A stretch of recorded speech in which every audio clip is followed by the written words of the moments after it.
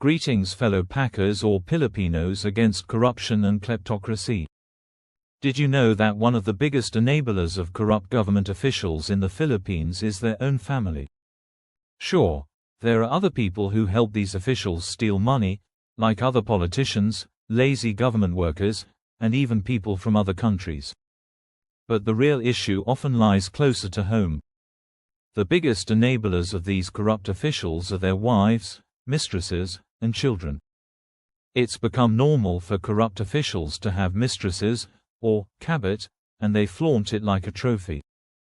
These mistresses know that their relationships are purely based on what they can get. For corrupt officials, it's about physical attraction, and they have no real emotional connection.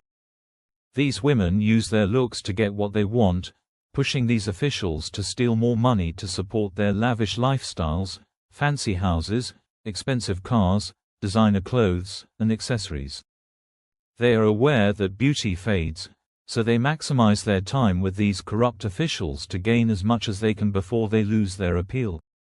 The legal wives often follow the same pattern when they discover their husbands have mistresses.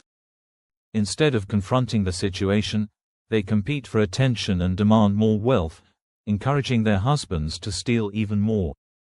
Both women, wives and mistresses, turn a blind eye to the wrongdoing and push the corrupt officials to accumulate more wealth. They join forces in a twisted game, constantly egging these men on to keep stealing, creating a toxic cycle where loyalty is traded for luxurious living.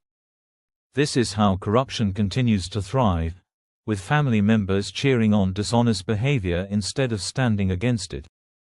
In the end, it's clear that family is not just a loving support system, sometimes, it's the source of corruption itself. They are the ones quietly encouraging the bad behavior, making them as guilty as the corrupt officials who fill their pockets with stolen money. Until we recognize and address this problem, the cycle of corruption will keep going, hidden behind the walls of family ties that should support honesty and integrity. This is probably the best time to kindly ask you to subscribe to this channel KleptoStop.Philippines, to grow our community. If we get big enough in size through subscription, we will have a louder voice to be heard by those in political power in the Philippines. There is hope in fighting corruption in the Philippines and we must pursue our ideas. God bless the Philippines.